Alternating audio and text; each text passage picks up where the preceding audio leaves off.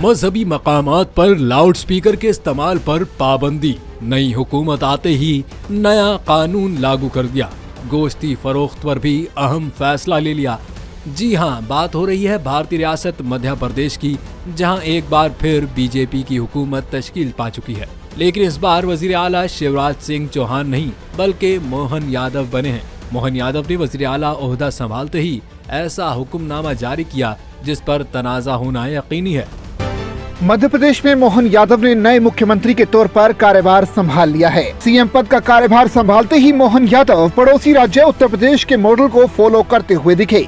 कामकाज संभालते ही सीएम मोहन यादव ने एमपी में लाउड स्पीकर पर बैन लगाने का फैसला कर लिया। अभी हाल ही में आपको पता है 3-4 स्टेट्स में इंडिया में इलेक्शन हुए, तो जिसमें मध्य प्रदेश के अंदर भारत के वजीर आजम नरेंद्र मोदी ने एक ऐसे शख्स को चीफ मिनिस्टर लगाया है, मोहन यादव साहब, जिनके वालिद जो थे वो टी सेलर थे। ऐसा लग रहा है मध्य प्रदेश के मुख्यमंत्री के तौर पर भाजपा को एक और फायर ब्रांड चेहरा मिल गया, एक और जो है जबरदस्त उनकी विचारधारा को आगे बढ़ाने वाला चेहरा मिल गया। इससे कई सारे राज्यों में और पूरे देश में असर पड़ रहा है। मध्य प्रदेश के बाहर भी काफी जगहों पर इसकी चर्चा तेज है और ऐसा लग रहा है मध्य प्रदेश की जनता को भी कि हाँ, जो शिवराज सिंह चौहान को कंपनसेट करने वाला ढंग का चेहरा कम से कम अभी के लिए मिलता हुआ नजर आ रहा है। बाकी तो जैसे जैसे सरकार चलेगी, जैसे जैसे 5 साल बीतेंगे, वैसे उसके नजर आएंगे जमीनी पे क्या बदलाव आया क्या नहीं। मगर अभी कम से कम एक आंकड़ों में ही सही, एक टेलीविजन में ही सही, एक मीडिया में ही सही, हाइप बनाने को सही, मगर एक चीज बदलाव तो नजर आ रहा है। अब इन चीजों को हम आगे लंबे टर्म के लिए देखें 2024 के लिए, तो इससे कास्ट इक्वेशन हो, चाहे पूरी की पूरी विचारधारा हो, एक जो परिवारवाद को पूरी तरीके से ध्वस्त करने का काम किया है, वो कई सारे जो संगठन का निचले पद तक का आदमी उसको भी लगेगा कि हाँ, कुछ न कुछ मुझको जो है वो पद मिल सकता, तो असर तो पड़ेगा। हुक्म की तामील नहीं करने वाले मजहबी मकामात की फहरिस्त तैयार करने का भी हुक्म दिया गया है। इसके अलावा MPCM ने रियासत में खुले मकामात पर फरोख्त होने वाले गोश्त के बारे में भी हिदायत दी है। एक प्रदेश में वैसे तो सबको मालूम है, सुप्रीम कोर्ट ने गाइडलाइन दी है ध्वनि विस्तारक यंत्रों को लेकर के। तो ध्वनि विस्तारक यंत्रों को तो अपनी तय समय सीमा के अंदर और जो उनकी मर्यादा उसमें उनको अपनी उपयोग करना चाहिए। उस नाते से हम कोशिश करेंगे कि ये, लेकिन कुछ कुछ जिलों में अलग अलग स्थिति भी है। तो एक यूनानिमस सैद्धांतिक रूप से तो हम सहमत हैं, लेकिन अगर ऐसा लगता है कि जहां कोई परमिशन की जरूरत पड़ेगी तो वो परमिशन पे हम जाएंगे। बगैर परमिशन कोई चला, इसको हम पसंद नहीं करेंगे। शासन की ओर से जारी आदेश की प्रति भी सामने आई है, जिसमें लिखा है कि विभिन्न धर्म स्थलों में निर्धारित डेसिबल का उल्लंघन करते हुए लाउड स्पीकर का प्रयोग किया जा रहा है। शोर से मनुष्य के काम करने की क्षमता, आराम और नींद में व्यवधान पड़ता है। शोर वाले वातावरण से हाई BP, बेचैनी, मानसिक तनाव, अनिद्रा जैसे प्रभाव शरीर में पाए जाते हैं। इससे कान के आंतरिक भाग में भी समस्या हो जाती है। इसके आगे लिखा है कि लाउड स्पीकर और हॉर्न, यहाँ तक कि निजी आवासों में भी इस्तेमाल पर व्यापक दिशा निर्देश सुप्रीम कोर्ट द्वारा इस संदर्भ में दिए गए निर्णय के अंतर्गत जारी किए गए हैं। जानकारी के मुताबिक धर्म गुरुओं से संवाद व समन्वय के आधार पर लाउड स्पीकरों को हटाने की कोशिश की जाएगी। बड़ा सेंसिटिव मैटर है और इसका हिस्टोरिकल बैकग्राउंड मैं समझता हूँ। इसका हिस्टोरिकल बैकग्राउंड इस तरीके से है कि ये एक एलिगेशन ये भी लगाई जाती है, जब पाकिस्तान बनाया गया था तो उसके पीछे एक तो इकोनॉमिकल उसके मोटिव्स थे, दूसरे जिम्मेदारों को अपनी जमीन का जो था उस सुना है कि जिम्मेदारों ने अपनी जमीन बचाने के लिए पाकिस्तान की क्रिएशन हुई उस वक्त। और वही आप देख लें जिनको आज आप इलेक्टेबल कह रहे हैं, वो फिर किस तरह अपने हाथ से ये चीजें निकलने देंगे। और उसके बाद आपकी मिस्टेक्स किसी वक्त, बल्कि मैं चीमा साहब इस पे पूरा 14 अगस्त 1947 से शुरू करके आज तक लाना चाहूंगा कि कितनी मिस्टेक्स हैं आपकी। आज आप जो कुछ हो रहा है इस वक्त पाकिस्तान के अंदर, बिल्कुल 1947 में भी आपने इसी तरह किया था। आप अभी तक कंफ्यूज हैं कि आप सदारती निजाम रखना चाहते हैं या पार्लिमानी निजाम रखना चाहते हैं। आज भी कंफ्यूज है। 18वीं तरमीम को आज भी आप खत्म करना चाहते हैं। आपको पता ही नहीं हम क्या है। आज तक आपको नहीं पता। मैं कोट करना चाहूंगा, आसमा जहांगीर साहबा ने एक बड़ी खूबसूरत बात की थी। उन्होंने कहा एस्टेब्लिशमेंट बार बार जमहूरियत के पौधे को उखाड़ के हर 3 साल के बाद देखती है कि ये ग्रो क्यों नहीं कर रहा। कभी हुआ है कि आप पौधा जड़ से उखाड़ें, हर 3 साल बाद उसको देखें उसको काट के फिर दोबारा लगाने की कोशिश करें, फिर आप कहते हैं इस पे यार ये मैच्योर नहीं हो रही है सियासतदान, क्या वजह है? फिर आप डीलें बनाते हैं, फिर आपकी एजेंसियां पैसे देती हैं लोगों को, फिर घरों से उठाती हैं। आप इस वक्त ओरिजिनली देखा जाए, you are not you never had appetite to begin with. आपने जमहूरियत को सीखने की कोशिश ही नहीं की, आप चाहते ही नहीं है कि यहां पे जमहूरियत आए। हम सीरियस, आप लोगों को रखना चाहते हैं ये बेरोजगार हो, गैर तालीम याफ्ता हो, और ये सिर्फ और सिर्फ एक लेबर कैंप की तरह यहां पे रहें और IMF की किस्तें दें, वर्ल्ड बैंक की किस्तें दें, चाइना के कर्जों की किस्तें दें, सऊदी अरेबिया की किस्तें। वेस्टर्न सिविलाइजेशंस आपको हैंड टू माउथ रखना चाहते हैं और आप गुलामाना सोचें निकाल ही नहीं सके।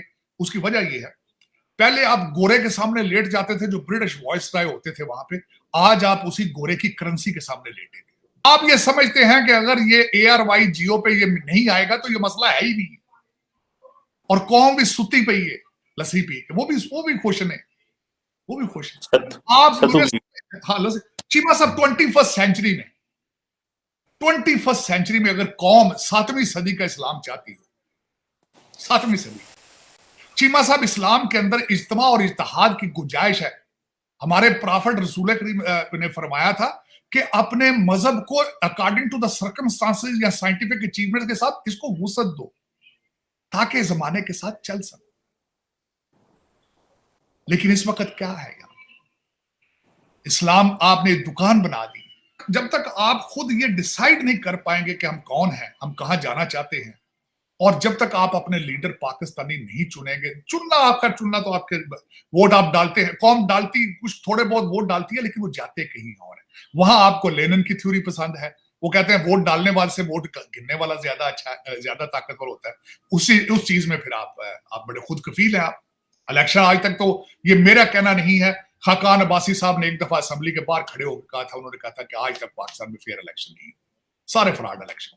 हमारा अभी आज के देखें, जो आप आज अगर देखा जाए तो this is what ever is going on in Pakistan, ये सियासत नहीं है, ये बिल्कुल जो कुछ इस तरह देखे ना, इलेक्शन से पहले रिजल्ट आ चुका है, इलेक्शन से पहले ही कैबिनेट बननी शुरू हो चुकी है, इलेक्शन से पहले ही सीट एडजस्टमेंट शुरू हो चुकी है। तो ये इलेक्शन तो नहीं ना, ये गलत एक्सरसाइज है। बिल्कुल ऐसे ही इलेक्शन हो रहे हैं जिस तरह इजिप्ट के अंदर फतह सीसी इलेक्शन कराया, वहां भी इलेक्शन हो रहे हैं, और अगर वो जीत जाएंगे इलेक्शन तो 2030 तक वो प्रेसिडेंट रहेंगे। तो ये इलेक्शन तो ना हुए, बल्कि कौम के सोर्सेज रिसोर्सेज को जाया किया जा रहा है मेरे ख्याल। अब एक मैं कहता हूं जिस तरह सदर अयूब ने किया था, मैं उसकी मिसाल देना चाहूंगा। सदर अयूब साहब बड़े परेशान थे क्योंकि 60% पॉपुलेशन ईस्ट पाकिस्तान की थी और फातिमा जिन्ना सारी सीटें जीत चुकी थी, तो बड़े परेशान थे अयूब खान साहब। तो किसी ब्यूरोक्रेट ने पूछा कि खान साहब आप बड़े परेशान हैं? उन्होंने कहा यार मैं इलेक्शन हार रहा हूं। उसने कहा जी इलेक्शन आपको किसने कहा आप इलेक्शन हार रहे हैं? कौम को किस तरह पता चलेगा कि आप इलेक्शन हार गए या जीत गए? उन्होंने कहा जी सिर्फ एक ही सोर्स है, रेडियो पाकिस्तान। उन्होंने कहा रेडियो पाकिस्तान पे ऐलान कर दें कि आप इलेक्शन जीत चुके हैं। 3 भाजपा के नए मुख्यमंत्री जिनका कोई जान पहचान नहीं थी, जिनको शायद कोई उनके राज्य में भी नहीं जानता होगा, उनकी जहाँ कॉन्स्टिट्यूंसी लड़ते हैं उसके 4 उनके बगल के जिलों में 4 कॉन्स्टिट्यूंसी छोड़ दें, बगल के जिलों में चले जाएं तो वहाँ भी कोई उनको जानता नहीं होगा। ऐसी हालत थी। चुनाव के पहले कोई नाम नहीं, कोई रेस में नहीं, कुछ नहीं, कहीं से अनजान चेहरे उठा करके मुख्यमंत्री बना दिया। हालांकि अनजान in the sense public figure में अनजान, पहले संगठन में भारी प्रभाव रहा है तीनों ही मुख्यमंत्री का, चाहे वो विष्णुदेव सहाय हो, चाहे वो यादव साहब हो, चाहे वो राजस्थान के भजनलाल शर्मा जी हो, सब काम में देखा ये चीज। तो अब यहाँ पर एक जो नया ट्रेंड एक तरीके का हमको देखने को मिला है। कुछ एक्सपेरिमेंट ऐसे पहले भी होते रहे, कई जगहों पर ये एक्सपेरिमेंट जबरदस्त हुए, जैसे हमने उत्तर प्रदेश में देखा, जैसे हमने अलग अलग कई सारी जगहों पर देखा, जैसे हमने देवेंद्र फडणवीस को देखा, अलग अलग जगहों पर देखा जहाँ पे जो लोग रेस पे नहीं थे उनको मुख्यमंत्री बनाया, वो जबरदस्त रहा। वहीं पर कुछ हमने एक्सपेरिमेंट ऐसे भी देखे हैं, त्रिवेंद्र सिंह रावत साहब जैसे, या फिर मनोहर लाल खट्टर साहब जैसे, जिसके बारे में पब्लिक में बातें चलती कि उतना अच्छा परफॉर्मेंस नहीं रहा जैसा होना चाहिए था। हालांकि सबके अपने अपने अलग अलग मायने, मगर कम से कम मध्य प्रदेश में तो जिस प्रकार की खबरें आने लगी हैं, ऐसा लग रहा है कि एक और फायर ब्रांड चेहरा बीजेपी को मिल गया है। ऐसा लग रहा है एक और फायर ब्रांड जबरदस्त हिंदूवादी जो है वो चेहरा बीजेपी को मिल गया है, जिससे उसको आगे आने वाले चुनाव में जबरदस्त किस्म का फायदा होने वाला है।